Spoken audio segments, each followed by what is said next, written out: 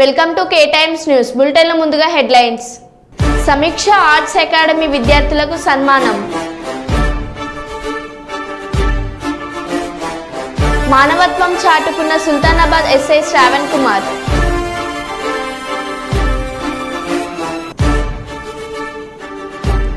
దేశం కోసం పోరాడే గొప్ప నాయకుడు పవన్ కళ్యాణ్. టీడీపీ ఎమ్మెల్యే అభ్యర్థి మాధవరం రాఘవేంద్ర రెడ్డి.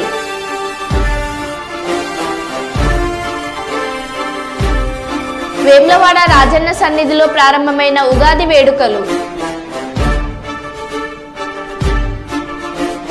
మంత్రాలయంలో టెట్రా ప్యాకెట్స్ ధ్వంసం చేసిన పోలీసులు. కురవి మండలం పిల్లిగుండ్ల తండాలో లింగ నిర్ధారణ పరీక్షలు నిర్వహిస్తున్న ముఠా అరెస్ట్.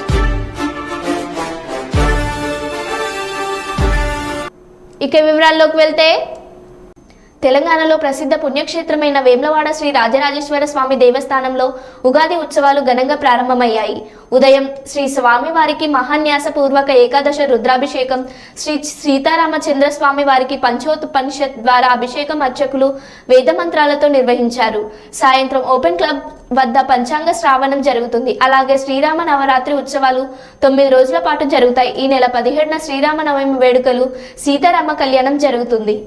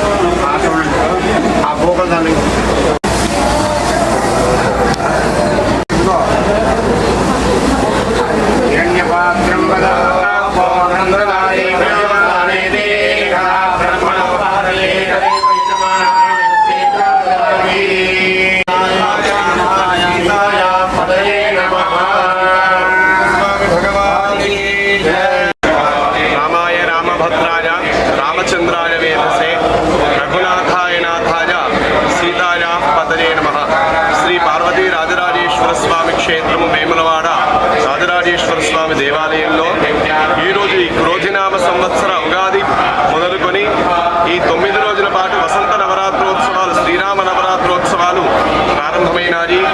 మొట్టమొదటిగా గణపతి పూజ, పుణ్యాహవాచనము, ఋత్విక్వర్ణము, పంచగవ్య మేళనము, తర్వాత లక్ష్మీ గణపతి పార్వతీ స్వామి వారికి అభిషేకము, పార్వతీ రాజరాజేశ్వర స్వామి వారికి మహాన్యాసపూర్వక ఏకాదశ రుద్రాభిషేకము, అమ్మవారికి అర్చన, పరివార దేవతార్చనలు, అలాగే శ్రీ సీతారామచంద్ర స్వామి వారికి రోజు ఉదయం స్వామివారికి పంచోపనిషత్తార మహాభిషేచనము, ఈ విధంగా ఈ 9 రోజుల పాటు జరుగుతాయి.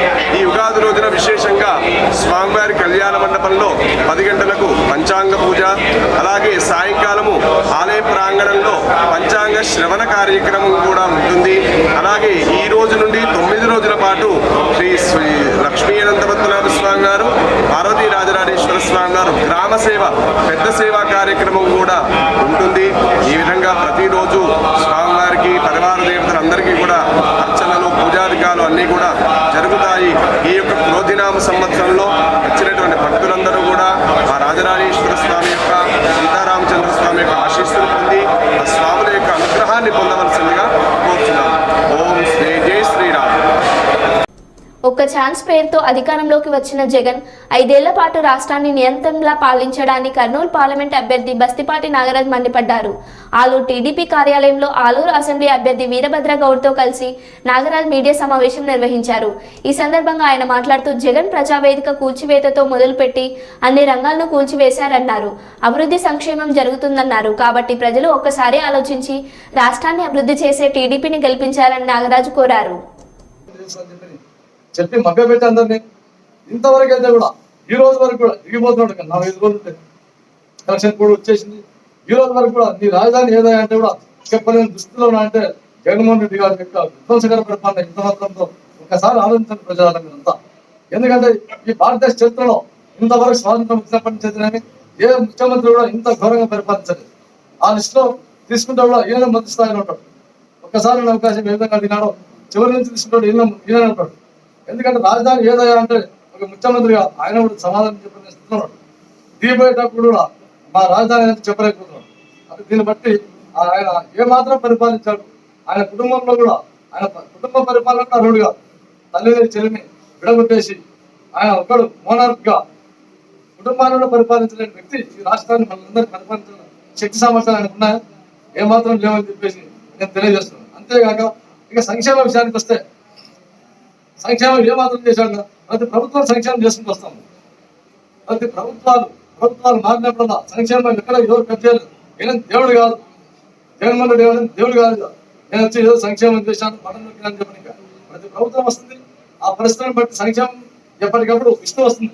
ప్రతి ప్రభుత్వం సంక్షేమం చేస్తూ అభివృద్ధిని కోరుకుంటూ వచ్చాయి ప్రభుత్వాలు. కానీ ఈయన మాత్రం సంక్షేమం ఎవరు ఇంతవరకు సంక్షేమం ఇవ్వలేదు. నేనే కనిపెట్టానన్నట్ట ఈయన ఒక దేవుని మాదిరిగా దైవదూత మాదిరి ఊహించుకొని నేను బటన్ నడుపుతున్నా, సంక్షేమం అంటే నేనే కనిపెట్టాను అన్న రీతిలో ఈ ప్రజల్ని మభ్యపెట్టాడు. కాబట్టి నేను చెప్పేదంటే సోదరులారా, అభివృద్ధి అనేది 1% చేయలేదు. ఓన్లీ సంక్షేమం అనుకుంటే రాష్ట్రాన్ని 13 లక్షల కోట్లకు దివాలా స్థితికి తీసుకుపోయాడు. అంటే ఎంత ఘోరంగా పరిపాలించాడు ఒకసారి మీరు ఊహించుకోండి. మన రాష్ట్రం అంతా అప్పులో ఉండిపోయి ఆంధ్రప్రదేశ్ అంటే ఒకప్పుడు అన్నపూర్ణ ఆంధ్రప్రదేశ్గా ఉండేది. ఈరోజు ఆంధ్రప్రదేశ్ రాజధాని ఏదంటే ఢిల్లీ పైన వేరే స్టేట్ పైన ఎక్కడ పోయినా కూడా నేను రాజధాని ఏదంటే చెప్పలేక నవ్వుకుంటారు వాస్తవంగా. ఆ నవ్వుకోవడమే కాదు, మన అసెంబ్లీ సాక్షి 170 నాకు మళ్ళీ వస్తాయి అని చెప్పిన ఎంత మూర్ఖుడు అయినారు అతను. 170 సీట్లు వస్తాయి నాకు. అంటే అంత మూర్ఖత్వమైన పరిపాలన. కాబట్టి నేను చెప్పేది ఏమంటే సోదరులారా, మీరంతా ఒక్కసారి విధులై అందరూ ఆలోచించండి. ఎందుకంటే ఇక్కడికి వచ్చేసరికి ఈ ఆలూరు ప్రాంతాన్ని తీసుకున్నాం. ఆలూరు పార్లమెంట్ ఎంతో వెనుకబడిన ప్రాంతం.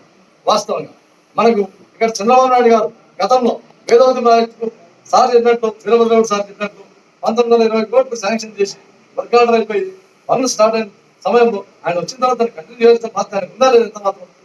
అలాంటి ఆయన డబ్బులు ఆయన మన వీరభద్రానికి డైవర్ట్ చేసి దాన్ని కుదించి ఆ వర్క్ ఎక్కడ ఉండే గొంగర అక్కడ వేసేసి ఒక అంగుళం కూడా జరగకుండా ఈ ప్రాంతాన్ని చూస్తే చాలా బాధాకరంగా ఉంది. వాస్తవంగా ఆ ప్రాజెక్ట్ కన్నా కంప్లీట్ అయితే బ్రహ్మాండంగా సార్ చెప్పినట్టు 1,00,000 ఎకరాలకు కాదు, అన్అఫీషియల్గా 50,000 ఎకరాలు, 1,50,000 ఎకరాలకు నీళ్లు పారుతున్నాయి.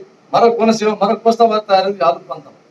కాబట్టి తదుపరి మన గవర్నమెంట్ వచ్చిందంటే మాత్రం మొట్టమొదట అసెంబ్లీ వీరభద్రరావు సార్ని పార్లమెంట్కు మమ్మల్ని పంపిస్తే మాత్రం ఖచ్చితంగా ఏది ఏమైనా కూడా ఈ వేదవతి ప్రాజెక్టు తెలుగుదేశం పార్టీ హయాంలో ఖచ్చితంగా తయారై ప్రతి ఎకరాలకు సాగునీరు అందరూ ఖాయం అని నేను తెలియజేస్తున్నాను.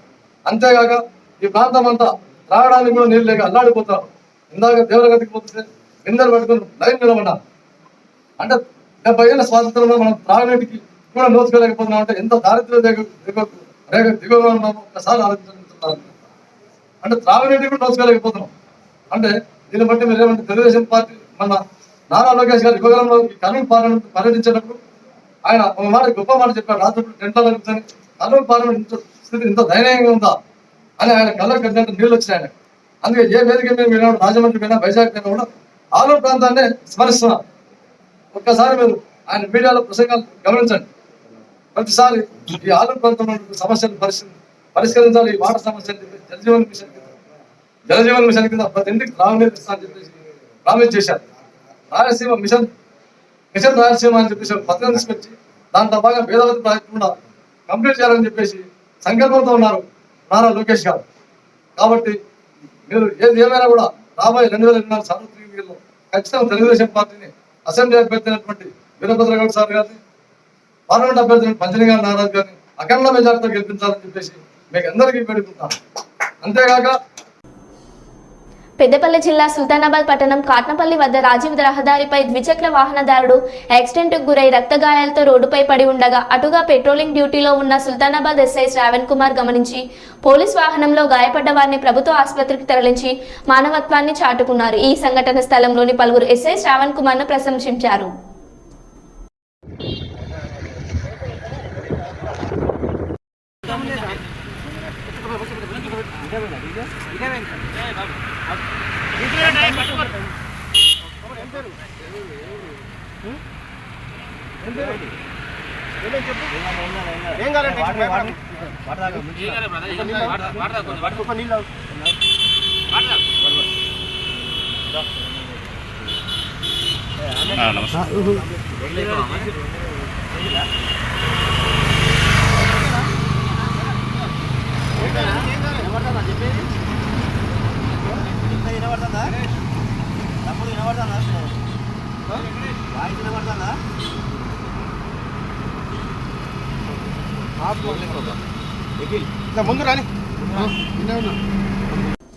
కురవి మండలం పిల్లిగుండ్ల తండాలో లింగ నిర్ధారణ పరీక్షలు నిర్వహిస్తున్న ముఠా అరెస్టు.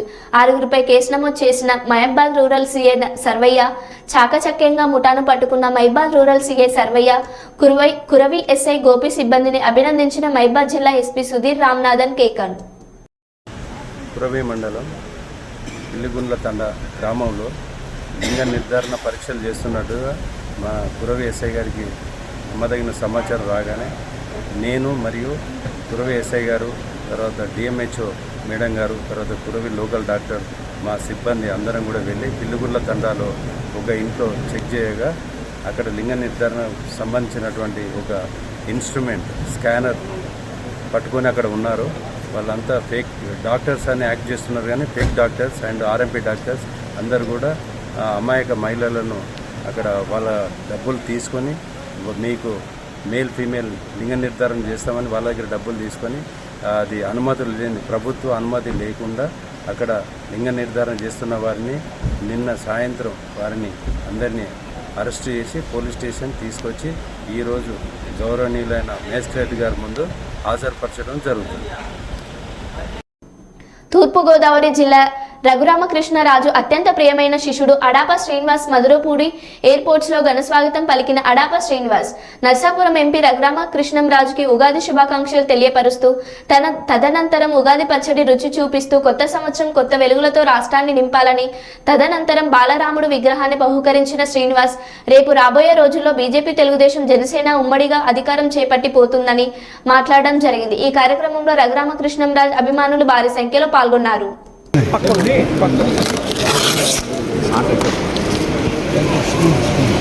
అది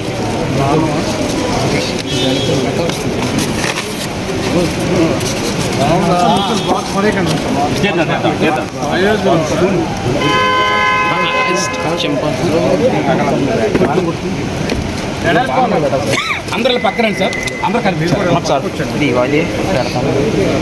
అలా కాదండి తిరగండి పైకి ఇలాగ జై త్రిపుర మాకండి రఘురామకృష్ణరాజు గారి నాయకత్వం రఘురామకృష్ణరాజు గారి నాయకత్వం రఘురామకృష్ణరాజు గారి నాయకత్వం జై తెలుగుదేశం జై చంద్రబాబు నాయుడు గారు జై చంద్రబాబు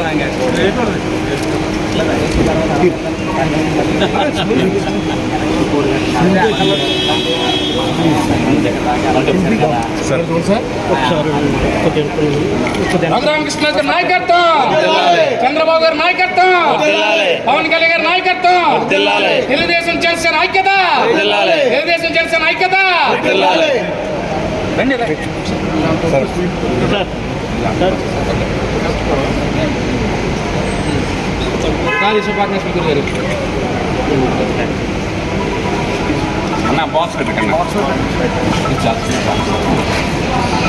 పెద్దపల్లి జిల్లా రామగుండంలో జీడీకే 11 ఇంక్లైన్మెంట్ గేట్ మీటింగ్ లో వర్కర్స్ యూనియన్ అధ్యక్షులు వాసిరెడ్డి సీతారామయ్య పాల్గొని మాట్లాడుతూ కేంద్రంలోని బీజేపీ ప్రభుత్వం చేసిన చట్టం వల్ల సింగరేణిలో కొత్త గనులు రావడం లేదని, కార్మిక వ్యతిరేక బీజేపీకి రాబోయే పార్లమెంట్ ఎన్నికల్లో బుద్ధి చెప్పాలని గుర్తింపు సంఘం సింగరేణి క్యాలరీస్ వర్కర్స్ యూనియన్ అధ్యక్షులు వాసిరెడ్డి సీతారామయ్య సింగరేణి కార్మికులకు పిలుపునిచ్చారు.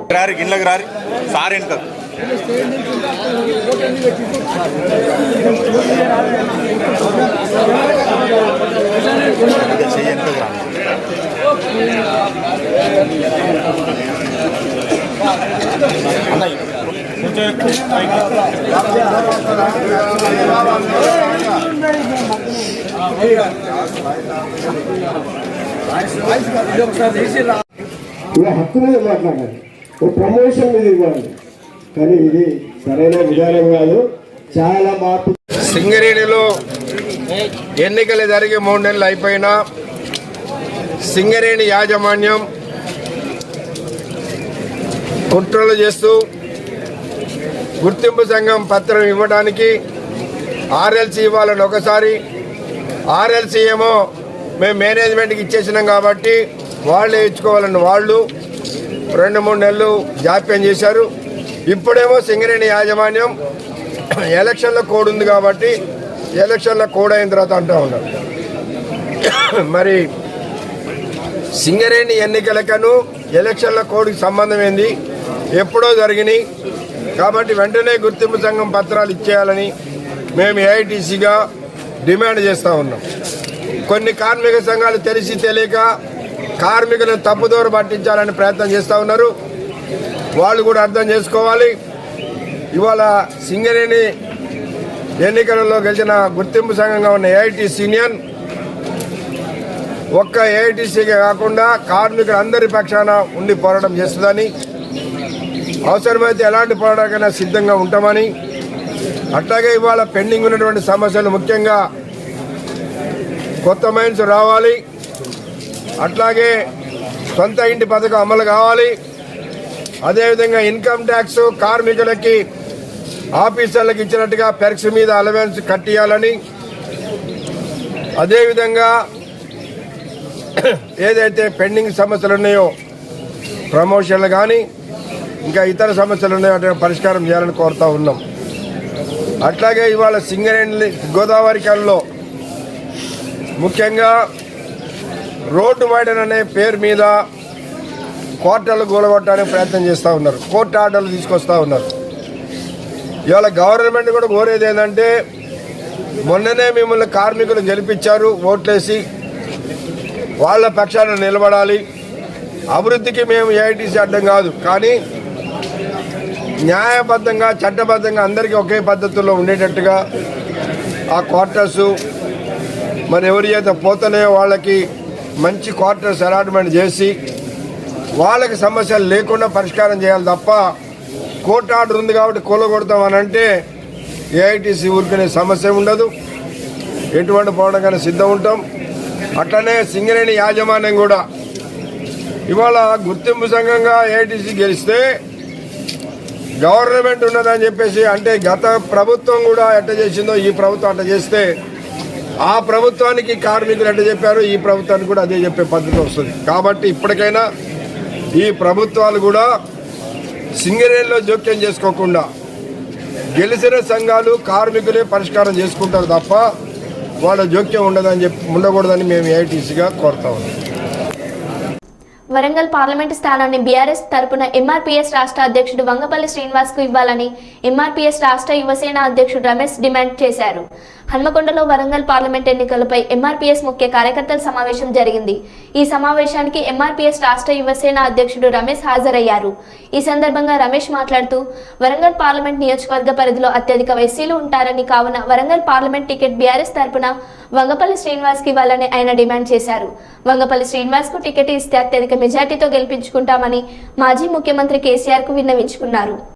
వరంగల్ సీట్ని వంగపల్లి శ్రీనివాస్కే ఇస్తే మాదిగ జాతికి ఇచ్చినట్టే అని చెప్పేసి మేము మన మాజీ ముఖ్యమంత్రి మంత్రివర్యులు కేసీఆర్ గారిని కోరుతున్నాం.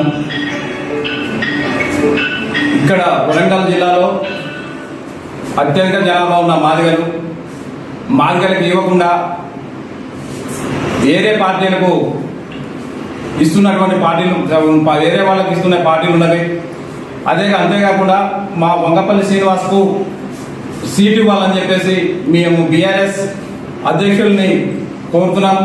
ఎందుకంటే కేసీఆర్ గారికి ఫస్ట్ ఎందుకు ఇవ్వాలంటే మా వంగపల్లి శ్రీనివాస్ గారికి ఉద్యమం స్టార్ట్ అయినప్పుడు, తెలంగాణ ఉద్యమం స్టార్ట్ అయినప్పుడు 9 మంది ఆ ఉద్యమంలో అరెస్ట్ అయిన సమయంలో అందులో మొదటి వ్యక్తి మా వంగపల్లి శ్రీనివాస్. ఆ తర్వాత 2008లో ఉద్యమాన్ని ముందుకు తీసుకుపోవాలనే క్రమంలో అక్రమ అరెస్టు చేసి ఆయన జైలులో పెట్టే సందర్భాలు ఉన్నవి. అదేవిధంగా నిరుత్కృష్టత్వాన్ని ఏర్పాటు చేసి ఆయన ఆనాడు తెలంగాణ ఉద్యమం కోసం ఉస్మానియా యూనివర్సిటీ నుంచి ఇక్కడ కాకతీయ యూనివర్సిటీ వరకు పాదయాత్ర చేయడం జరిగింది. ఆనాడు తెలంగాణ ఉద్యమంలో కావచ్చు, ఈరోజు ఎంఆర్పీఎస్ ఉద్యమంలో కావచ్చు ముందుండి ఆయన నడిపించిన సందర్భాలు ఉన్నాయి.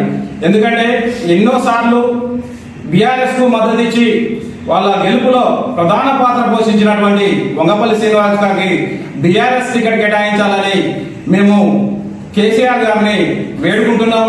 ఎందుకంటే ఈ టికెట్ మా వంగపల్లి శ్రీనివాస్కి ఇచ్చినట్లయితే ఇక్కడ ఉన్న మాదిగ జాతి అంతా ఏకమై ఒక తాటిపైకి తీసుకొచ్చి ఇక్కడ నుంచి పార్లమెంట్ పంపించే బాధ్యత ఈ మాదిగ జాతి తీసుకుంటుందని మేము ఈ సందర్భంగా తెలియజేస్తున్నాం.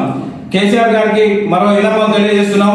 ఏంటంటే ఇక్కడ అత్యధిక జనాభా ఉన్న మాదిగలు, అదేవిధంగా వంగపల్లి శ్రీనివాస్ గారు మీకు ఏ విధంగా చూసినా విధేయుడిగా ఉన్న సందర్భాలు ఉన్నవి.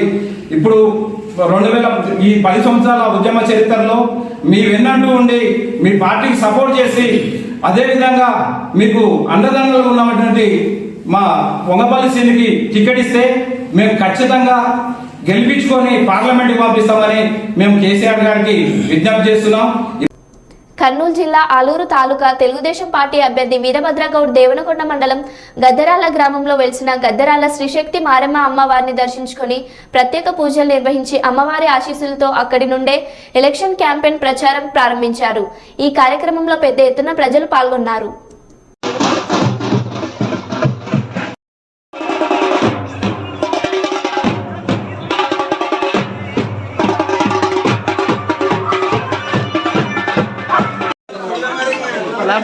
Gracias.